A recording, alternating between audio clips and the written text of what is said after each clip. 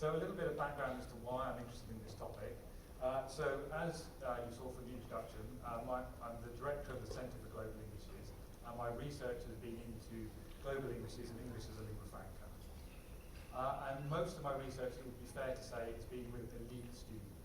So these are students that have done well out of English, have typically had access to privileged forms of education, to prestigious universities, etc. And while it's important to study how English is used for these groups, I think it's really important to look at how English is really used for the majority of the world's population, which are not such privileged groups. So in particular, this means focusing on English in low and middle income countries, and in, again I put it in quotation marks, non-elite higher education institutes, which are the majority of the world's higher education institutes. And this increasingly become, as we've increasingly come to understand, certain social groups have been excluded or marginalised in both higher education and in ELT, and they've certainly been underrepresented in research. So with these kind of interests in mind, a few years back the British Council opened a scheme which they called widening participation, so a research scheme asking researchers to look at groups that have been underrepresented in higher education and English language teaching. And this seemed to be a scheme that fitted well with what we were interested in the Centre for Global Englishes. So just a little bit more about the project. So as is obvious, I'm a white Anglophone speaker, a British English speaker, and I work at a prestigious university in the UK. So looking at a project on marginalised groups and decolonisation is obviously something that I'm not positioned to do by myself. Yeah, clearly any kind of project like this would need to be collaborative, would need to work with other people who have, I would argue, a better understanding of these issues. So we built up a team of researchers who were also interested in global Englishes and higher education in a range of settings which we felt matched the aims of the research project we wanted to do. So we had a team in Mexico, we had a team in Colombia, we had a team in Iraq, we had a team in Vietnam, and we had a team, now last but certainly not least, in Thailand with Dr. Yusuf Bunsuk, who's here somewhere. Yeah, hello Yusuf. Okay, so there was a lot of diversity within the sites, but between all the 5 different sites, what we had was a mixture of linguistic, religious, ethno-racial, and groups that in one way or another either minoritized or marginalized. We also had issues to do with gender roles and expectations. Socio-economic resources was a large issue, as you'll see when I get on to talking about the data. There were also issues around geographical affordances, particularly urban and rural divides, and then in certain settings there was also geopolitical unrest, political conflict, and in some cases armed violence as well as an issue for students and teachers. So overall, the study aimed to investigate English language teaching and its role in higher education in 5 under-researched, linguistically and culturally diverse settings. And we wanted to understand the extent to which English was able to bring together students from diverse and marginalised communities, whether English language teaching introduces English as a multilingua franca, which is seen as a language of intercultural communication, or whether it maintained a colonial ideology, by which I mean an Anglophone and monolingual ideology. And then lastly, how views, roles and policies towards English and ELT related to processes of either empowerment or disempowerment. Yeah, and I'll talk about a little bit more about what I mean by those terms in a minute. So just very quickly before I get to the findings, just a bit of theory just to explain some of the background to the study, so some of the theories we're drawing on. So first of all, global Englishes. I'm guessing lots of you are familiar with this already, and Dr. Fan yesterday gave a very good talk on this. So I'll just very briefly say how I'm using global Englishes. So in the same way, I see it as looking at the kind of umbrella term covering both English as a lingua franca research, world Englishes research, and English as an international research. So really it looks at the linguistic and cultural dimensions of both uses and users of English. And it sees global Englishes as opening up new linguistic, communicative and symbolic opportunities and practices, but also at the same time new potential forms of discrimination and exclusion. And in particular, I've drawn on English as a lingua franca frameworks and English as a multilingua franca frameworks from Jennifer Jenkins. And I've got her definition there, I won't read that out. And then the other half of the project was drawing on decolonial theory. So the decolonial turn is, as you're probably aware, now kind of a big part of applied linguistics, I think increasingly becoming part of ELT as well. But it's a theory that has its roots in, particularly in Latin America, and has since gone on to be developed by many others. But the main aims that we've drawn from, or the main themes that we've drawn from decoloniality, are the idea of understanding and making visible and trying to undo lingering and unequal power, knowledge, race, relations and resources, and how these are controlled and reproduced in the name of development. And in particular, the idea of fighting and resisting global designs. So global designs are how local histories of knowledge, so typically Western, European, and in ELT and TESOL and applied linguistics, often Anglophone, ideas of knowledge and histories are made universal. So the idea that Western forms of knowledge are a universal form of knowledge and other forms of knowledge are marginalised. So certainly in our project we would argue that the idea of an idealised native speaker model of English and native speaker methodologies that come from Anglophone settings like the US and the UK are a good example of a global design. Yep, so the idea that these are somehow universal forms of English or universal forms of teaching. But we would also argue that English doesn't necessarily have to be colonial. So in particular, English as a lingua franca research would emphasise that English can be used in very diverse ways. So the kind of research that we do in English as a lingua franca shows that people don't just accept and reproduce dominant and homogenising forms of English. Rather, there's contestation, ownership, appropriation struggles, there's transformation and resemiotisation, so changing and adapting forms of English, and there's complex and variable identity performances and forms of cultural affiliation. So we would argue overall that coloniality is not in the language itself, it's rather how we approach the language. So English can be both a colonial language, particularly if we adhere to Anglophone ideologies of native speakerism, but on the other hand, it can also be a language of opportunity where it's adapted and made people's own language, an own resource for communication and education. And the last area that I want to draw on is the idea of identity and intersectionality. So obviously we're looking at marginalised communities, which links in with identity. So we've been looking at various different linguistic identities, so first language, second language, multilingualism, etc., intercultural identities, race and ethnicity, which is something you'll see in the data, comes up quite a lot, gender, sexuality, socioeconomic class, religion, and rural and urban identities. So for all these different identities, we've taken an intersectional lens, which foregrounds how the many possible variables in identity construction contribute to bringing to the fore the many layers of privilege and oppression articulate in society and how they affect learners. Yeah, so the idea that lots of these different identities come together in ways that can be difficult to separate them out. And as you'll see when we show the data, lots of these things, they're not in isolation. So for example, things like race and ethnicity often go together with socioeconomic class. Yeah, and these seem to have a big impact on learners' experiences of English.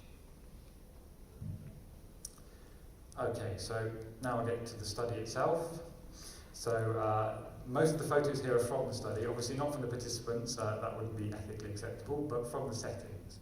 So the first one is a school in Colombia that fed into the university where we did the research. The second one, I think some people in the room might recognise this.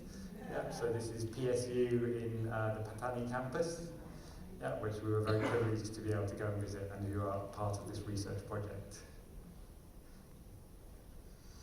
So the project overall had 4 research questions. So the first one was to do with the roles of English, different English varieties and other languages, and what their place was in both policy and in the actual pedagogic practices in the classroom. Then we were interested in the extent to which English language teaching in English allowed or restricted access to different groups of students, both into higher education and then going through higher education. We were also interested in global citizenship as an approach. Again, Dr. Fan talked about this yesterday, but as an approach in English language teaching, or all language teaching in fact, that brings issues like equality, social justice, human rights to the fore. And then finally, we were interested in which pedagogic orientations and practices were found to be successful in decolonizing English and empowering these groups of students. So really looking at what teachers and policymakers, etc., were already doing, which was, from a decolonial perspective, successful. So in today's talk, I'm going to focus on the first two questions and the final question. Yep, we've got lots of interesting things on the third question as well, but I think it would be too much to try and pack all of that into one talk. Okay, and just very briefly the methodology. So as I said before, we've got 5 settings. So we had 5 case studies of ELT in each of these settings. And as I said, there was both diversity within and between the sites. So various different kinds of groups, identities, and different material dimensions. So overall, we did documentary analysis, so we collected things like higher education policies, both at national level and at the university level. We also got lots of data on student demographics for each setting, both nationally and within the institutions. Then we sent out questionnaires to students. We got just under 2,000 of those. We interviewed teachers, administrators, and students, and then we observed classes in the settings, both online and face-to-face. Yeah, when we were doing the project, it was towards the end of COVID, so some of the universities were still doing online teaching, yeah, whereas other settings were back to face-to-face classes.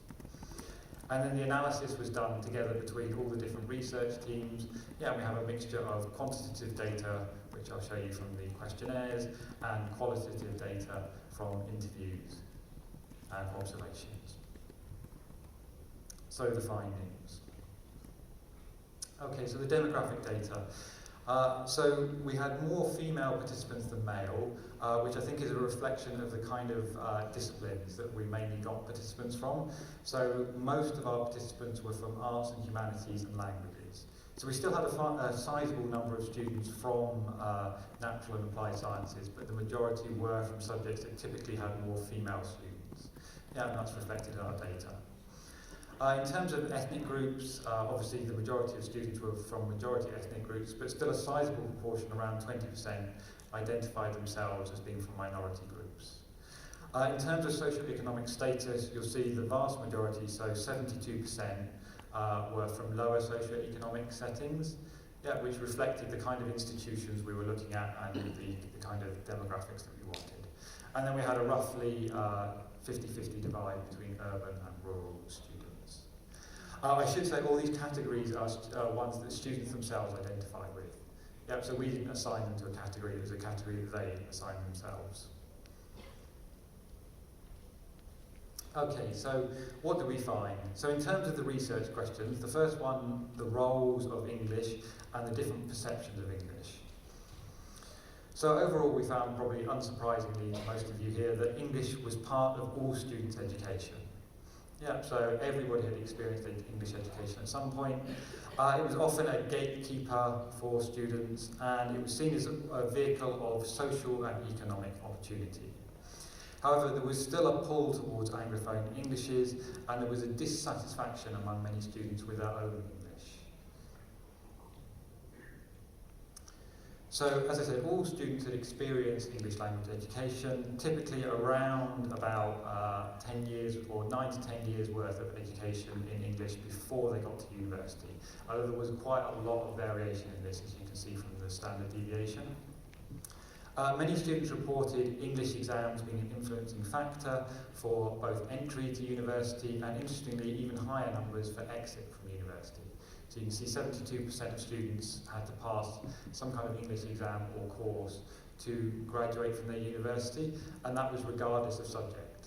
Yep, so most of these students were not studying an English major, they were studying something else, but they still needed to pass an English exam to exit university.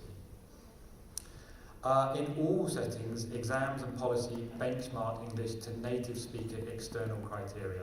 So in fact, the CEFA was used in all 5 contexts, so people referred to levels like A1, B1, etc. in the CEFA. And typically the older version of the CEFA that kept the native speaker criteria. So if you're familiar with the new version of it, it's removed the word native speaker and replaced it with, I think, multi or plurilingual speaker. But we can discuss that later. I think it's a very superficial change. But actually in these settings they hadn't even incorporated that. It was still the native speaker criteria that they were using. Almost all students were still taking English classes. So you can see here almost 90% of students were currently enrolled in an English class. And interestingly, 62% of them believed that they also needed English for their content subjects, even though very few of them were doing EMI programs. Yet we deliberately tried to avoid EMI programs, so that proved quite difficult. But even without that, many of them needed English, they thought. And 67% reported using English outside of their classes too. However, despite this extensive use of English, most students were not very satisfied with their English, so they were unhappy with their level and they felt it was inadequate for their studies, despite believing it was still a crucial subject. Other languages also had a role, so the majority of students also thought other languages were important, but only a minority were actually studying more than one additional language. So the interviews very much kind of supported these ideas. So first of all, English was seen as providing a social and economic advantage. So a teacher in Thailand explains that English is a tool, right? It's a tool, and in current job positions, if you want to communicate with the outside world, having English will be half the victory. And a similar idea is expressed here as a student from Iraq who says that the one who speaks English is seen as educated. Yet there's even a social barrier between those and those who don't have English education. But English was also, interestingly, also seen as a vehicle for cultural exchange.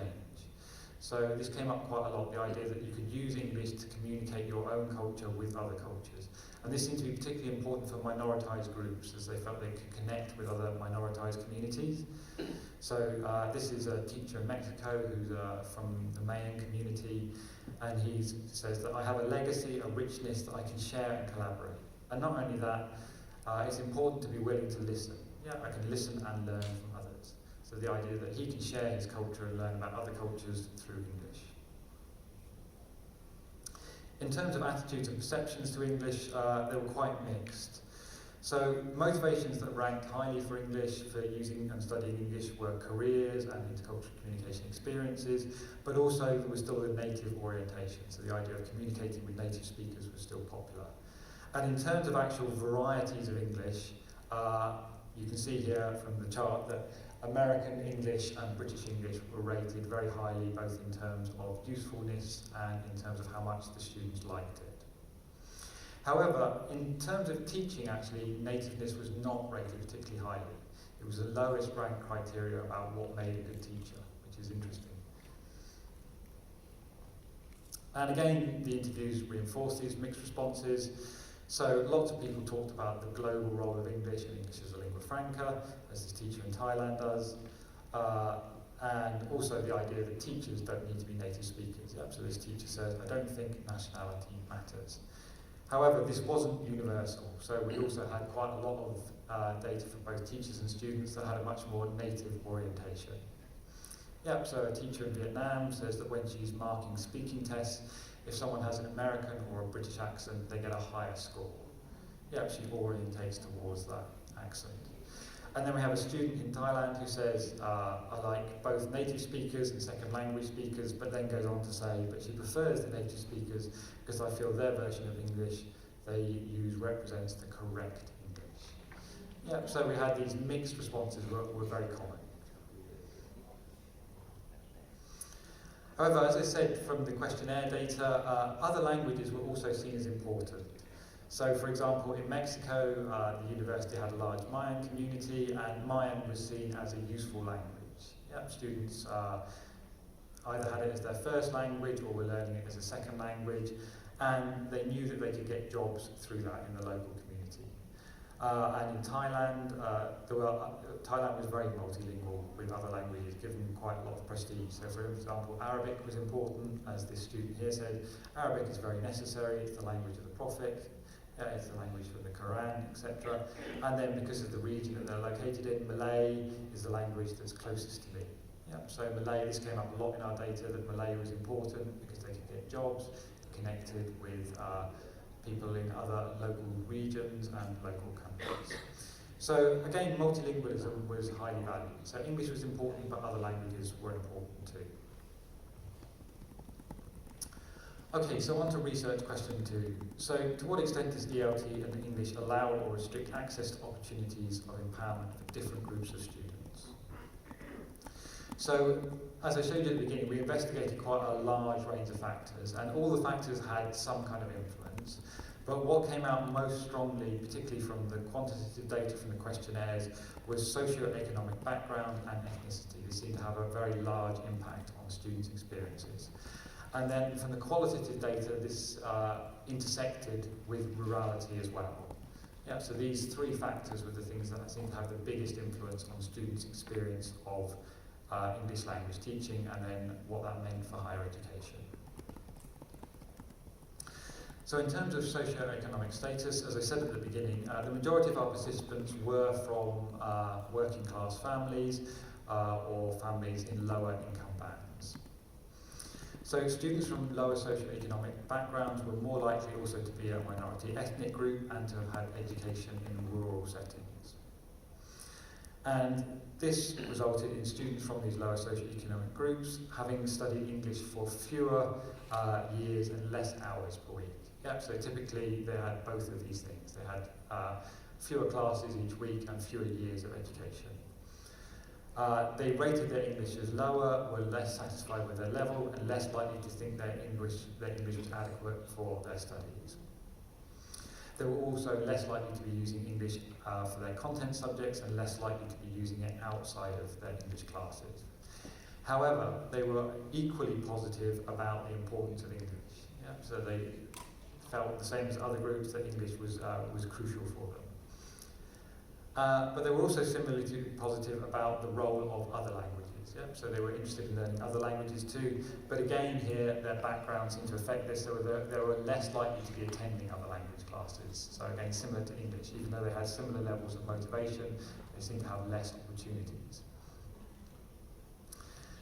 Okay, and as I said, ethnicity seemed to intersect very strongly with socioeconomic status. So again, lots of similar things came up based on students' ethnic background. So they had fewer hours and fewer years of learning English. They were less likely to have had private English lessons, preparatory classes before university. They were less likely to have used English outside of school and less likely to have travelled abroad. They also were much less likely to have had scholarships or opportunities that arose because of English. And they were more likely to feel they actually missed opportunities because of English. The scores for their own self-rated English proficiency were quite similar, but they were again less happy with their level and less likely to feel it was adequate for study.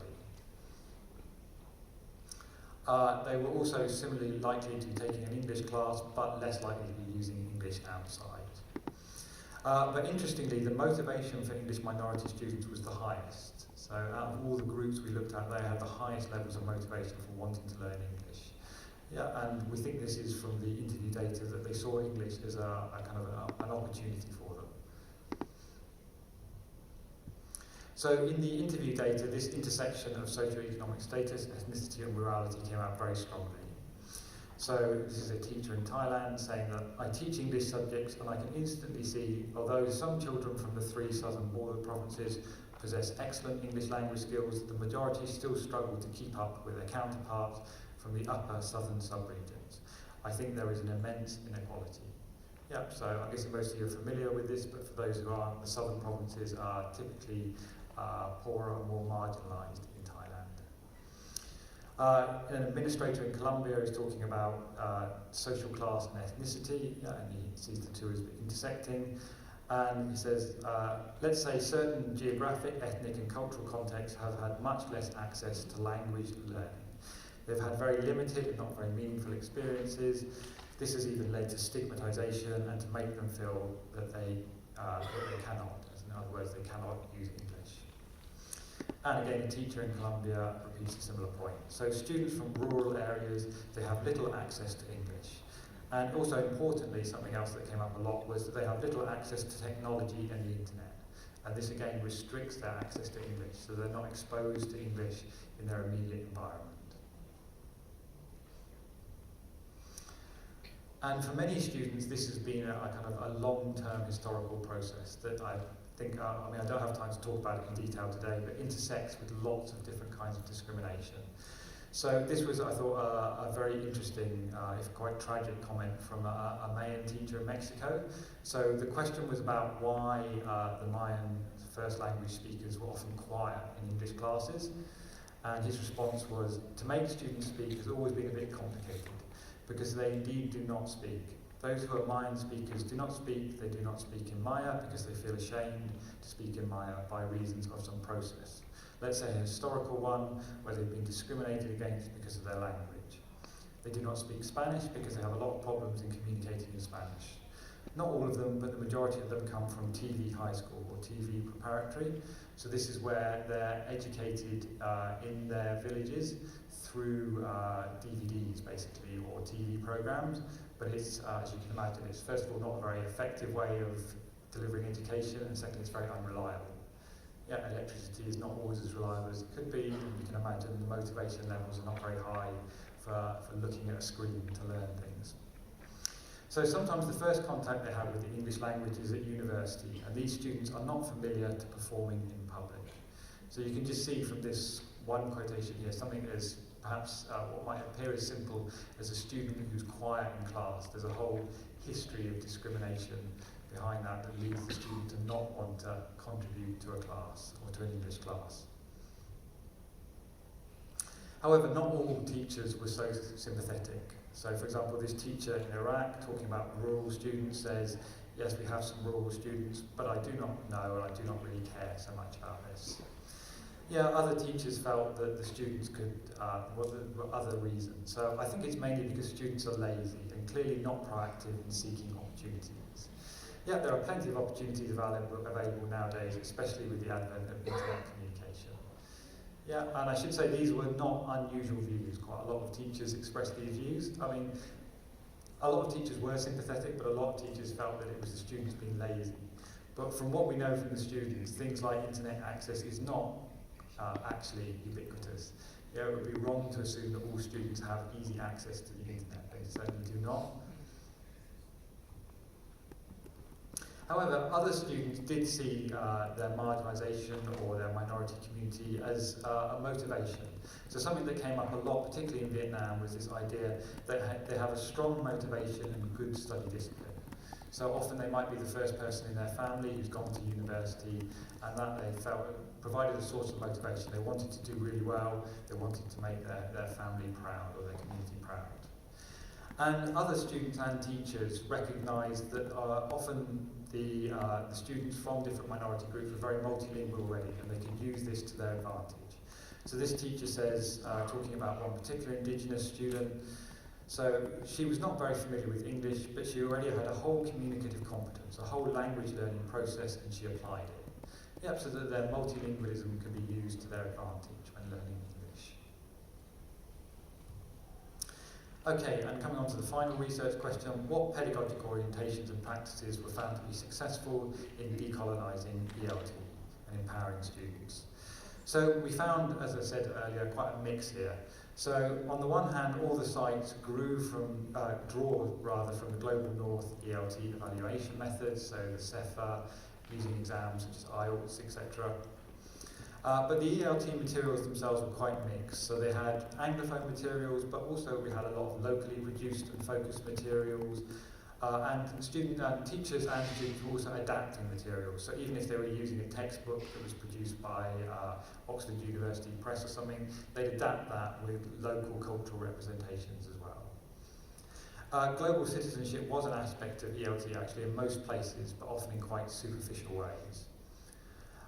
Teaching practices showed some valuing of local languages and multilingualism, and there was quite a lot of overt translanguaging. However, this typically was bottom-up, so it was something that the teachers and the students instigated rather than being a top-down process that was officially sanctioned. Teacher recruitment was the one area where native speaker colonial ideologies appeared to be weak. So in all settings, native speakerism was not considered an important hiring criteria for English language teachers. So I've just got two examples here that I think are quite nice from Thailand. So the first